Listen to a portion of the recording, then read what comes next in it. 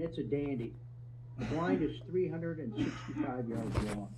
It has over a 100-yard entry into a small corner of water over an elbow of a point and back into the water. All of the contestants are lined up behind the tents, and you could hear a pin drop. This blind has a very intimidating look. Some out-of-sight areas and some real danger zones.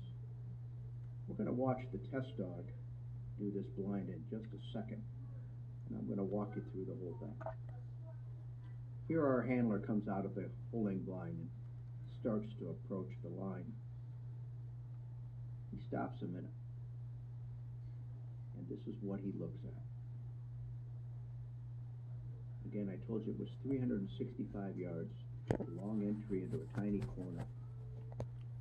I told you it was an intimidating look. What happens next? We're about to take a look. All right, back to the handler. So this is where I like to make my last 3 steps directly where I want the dog to fix. It's going to make your life a lot easier. It's going to make that first look a lot easier to achieve. If you're sloppy about this, you start off on the wrong foot and you start an argument that you may not win. I know you've heard this before, and you're going to hear it again. Attitude, spine, head, and then the eyes. All right, our handler's on the mat. He's working on that. Hopefully he's got the right attitude. Looks like he's got a pretty good spine. Probably just trying to work on that head. Eyes are probably flicking all around. Trying to get a read. Is this dog with him? He's definitely taking his time. Drops his hand in. Likes the look. I wonder what he's saying. Maybe he's saying nothing. I don't know what kind of cues you use, but we're going to talk about that later. It looks like he's about to launch. Drops his hand in. And he's going to be off here in just a second, I think. It's all about attitude. Don't sacrifice the right attitude begging for a good initial line. Okay, he's cut her loose. Let's see what we got. Looks like a pretty good line. She starts to slide away from the water. She's not going to get in an initial line. She takes a whistle here early. Not early, about 2/3 of the way to the water. It's a cast. Gets in the water nicely. Now what's going to happen? Is she going to go by the point? Is she going to get on it? I'm trying to decide what's her attitude here. She's going to get on. She's going to get on her own. She's going to gamble a little bit here. And she's going to exit on her own. She's going to get back in the water.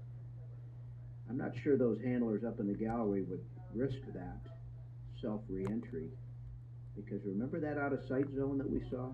It would have been easy to slide around that corner to the left and lose your dog. But this test dog does a beautiful job of re-entering, angling across that bay of open water, approaching the next tricky point here. She's swimming. There's a little island and then a point, and when you look at that from the line, you could not tell the difference here. This was a really touchy spot. Trying to identify this piece of land here appeared to be a part of the next piece of land. You lost sight of him right there. And holy smokes, she self-re-enters again. Now that is a really critical spot right there. It would have been very, very easy to make one little skip left and run around and not get back in the water, or just get a little bit of water and hit that running water, and then maybe that handler would have been frantically blowing a whistle and not getting the dog stopped, and could have failed the blind right there. But that's not the case here. Remember what I said about the right attitude? He obviously did not sacrifice the right attitude, because this dog's doing an amazing job of making great decisions. She self-re-entered in 2 critical spots.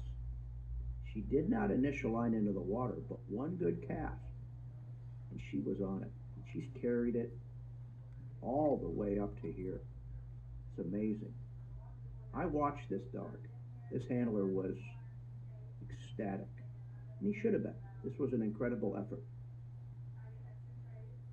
In the upcoming lessons, I'm going to take you through the routine that I go through.